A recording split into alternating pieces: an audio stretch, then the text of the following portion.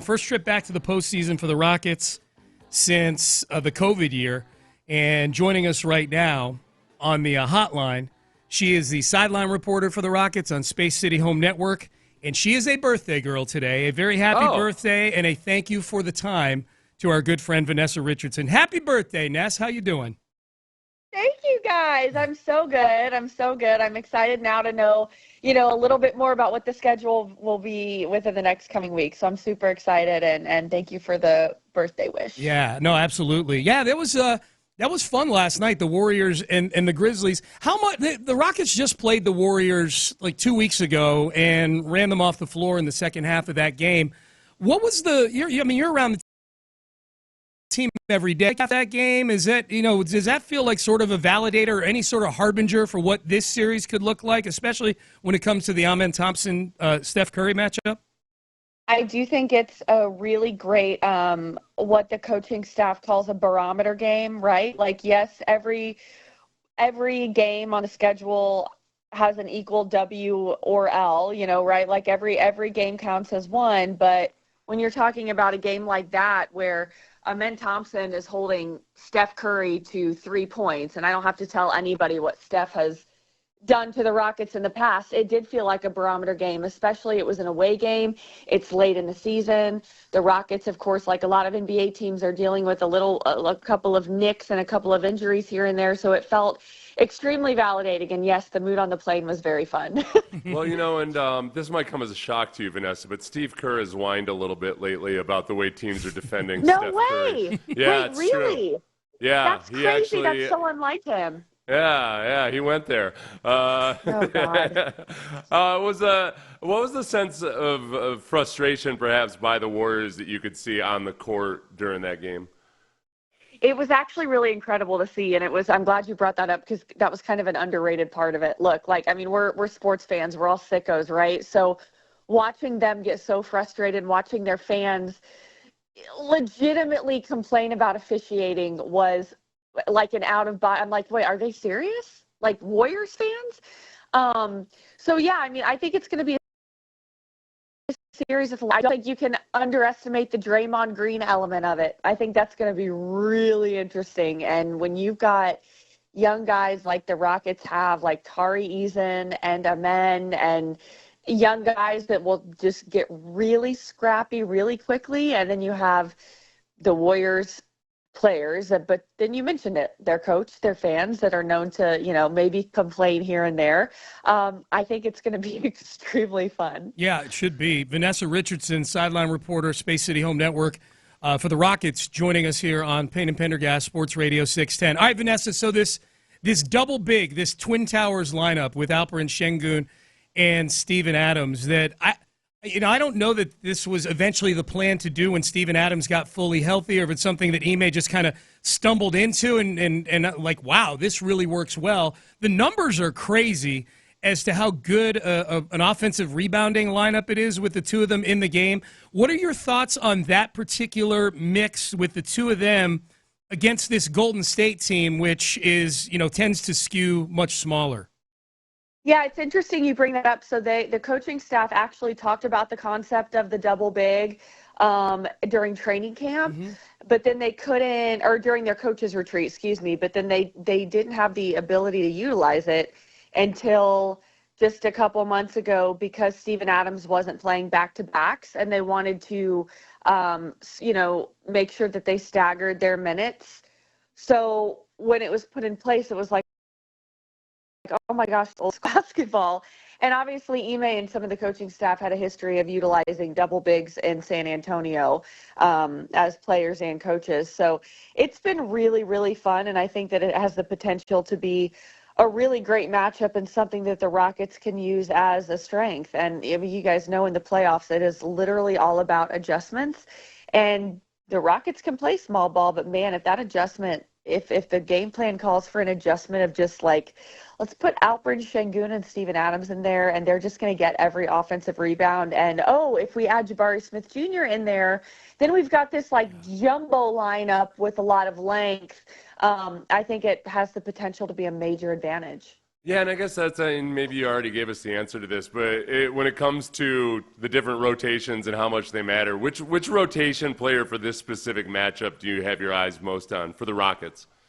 Oh, that's a great question. I mean, I think when you take inventory of the depth, that's the thing about the Rockets is that there's not like one player on a night-to-night basis that is the superstar. It's so different than the rest of the NBA.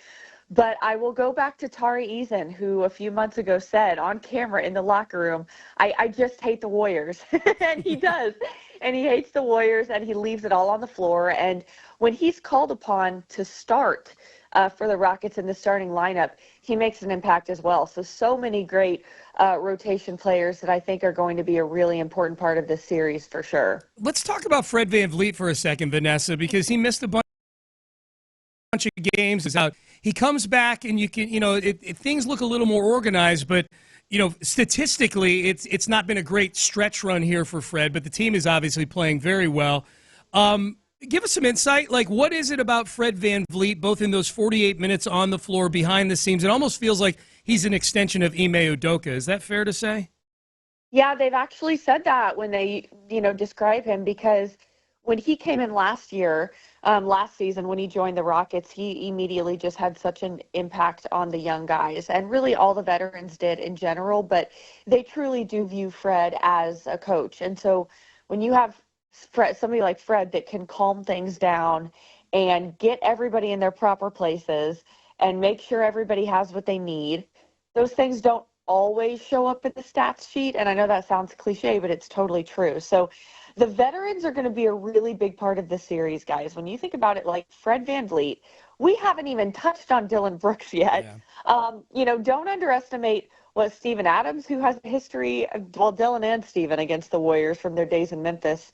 And then Jeff Green. Jeff's an important veteran as well. So the veterans are going to be crucial. This Golden State Warriors team, you guys know, not only do they have a lot of championships, but they have a lot of tricks up their sleeves. We've touched a little bit on the coaching and the fan base. It is going to be a lot for this Rockets team, but the veterans on this Rockets team, no doubt, Fred included, are going to be the ones that really can guide them through it. Yeah, Vanessa, I mean, the Warriors are largely most of America, so it's not going to be hard to convince people to cheer for the Rockets versus the Warriors. If you had to make an elevator pitch, though, to anybody who's on the fence outside of Houston, what's your elevator pitch for why they should be cheering for the Rockets? Old school, tough nose, everything that people say that they hate about the NBA. The Rockets are the opposite. Everybody says the NBA is just about chucking threes and all offense and no defense, and the death of the big man has come and gone, or the importance, rather, on a night-to-night basis. And the Rockets are the opposite of that. The Rockets are not AAU basketball. The Rockets are not one person takes the ball and takes control of the same person every night. It really is tough, hard-nosed basketball, and they're just a bunch of really young dogs that are really exciting and not afraid to have some tussles every now and then. So I think that, look, America, if you're looking for a fun basketball team, if you're looking for the anti-everything that people hate what the NBA has become, watch the Rockets, cheer for the Rockets. And like you said, Seth, I think the lucky thing is that it's not going to be too hard to convince people to get all aboard the Rockets train for this one. No, I like that strategy. Like, you guys should have a banner that says, "Hey, we're the worst three-point shooting team in the playoffs." Yeah. You don't like the three? We're don't terrible want them, at don't it. need them. Yeah. That's beautiful. Well, even just, and we're talking to Vanessa Richardson, sideline reporter for the Rockets on Space City.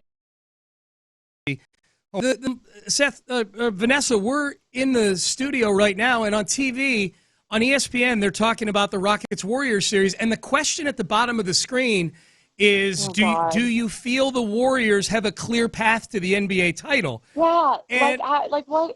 And I'm going, they're the 7 seed, and they're going against a 2. And by the way, it's disrespect for the next 3 series they'd have to win to actually win an NBA title. Not exactly a clear path, but do you sense that, like, the team's got to know that, yeah, we're the 2 seed, but everybody's got us 10th on the odds board?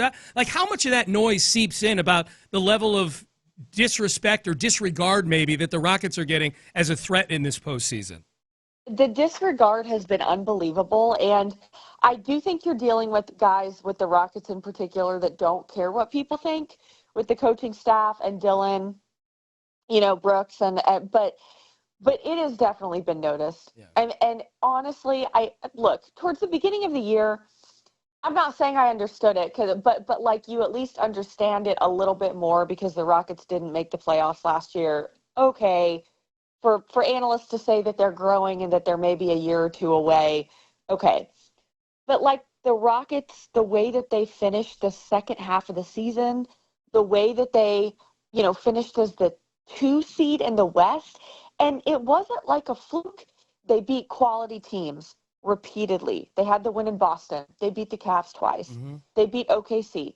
They made it all the way to the Cup. Obviously didn't win the Cup, but their situation repeatedly. So I truly, truly do not understand the national media and the way that they've approached this, other than there are 30 teams and they're just not doing their due diligence of watching all 30. And I don't know how to say it any nicer than that. I wish I could say it in a nicer way, but it is like so many of these, and a couple of podcasts, like I feel like, The Ringer, like a couple of podcasts have done a good job of like actually breaking down the Rockets.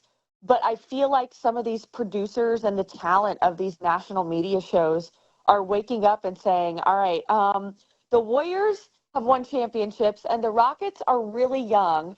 So let's just make this the topic. And they're not even getting into the double bigs and Amin Thompson holding Steph Curry to 3. It's like I don't know if the research isn't being done, but if you can't tell, it kind of bothers me. I can tell. No, Vanessa, that's what I wanted to ask you. I mean, Seth and I have talked about it. You were on the Colin Cowherd show last week. Did you storm around backstage telling everybody that they didn't know anything about the Rockets and they need to do their I did. Hey, listen, national show. You need to do your research. How was that? You did a great job. How was that experience for you? Thank you. Yeah. It was a lot of fun. It was nice. We were in LA for a week, and the producer of The Herd is a good friend of mine, and he's actually, somebody that knows Houston well. So it worked out. And I do get the national media that they have a job to do and that they have to cover a lot of different topics, but the Herd did a good job of knowing.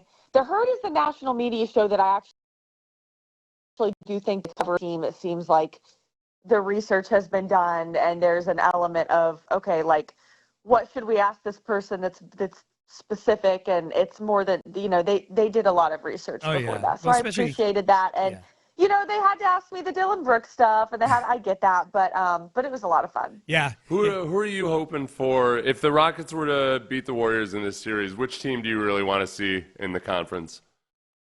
It's a really good question. I mean, I feel like the Lakers would be really fun. I think that when you look at the Timberwolves and the way that Ant can get going and how much fun that's been.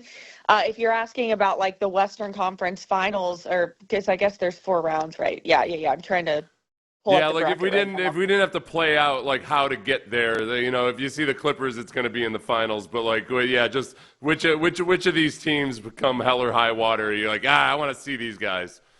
Western Conference Finals, you could definitely make a case that I think the Clippers would be fun. Not only would there be storylines with James Harden and the way that both teams play defense, but I think the coaching matchup of Ty Lue and Ime Udoka, 2 former players, would be a lot of fun. I think with Denver, you have Alperen Şengün and Jokic that I think is always and forever going to be a great storyline. So, and then look, we've had great matchups. The Rockets have had amazing matchups with the Thunder this season. So, I know that's a cop-out answer, but the West is such a bloodbath, and the Rockets have had beef that I look at the Eastern Conference, I'm like, that's kind of boring compared to what we have. Because literally every single matchup that I see, there could be some really great storylines. There's not a bad one. There's not a bad one. No, there's really not. In the bunch. I got to see James Harden at some point in the playoffs. Seth doesn't want to see James Harden.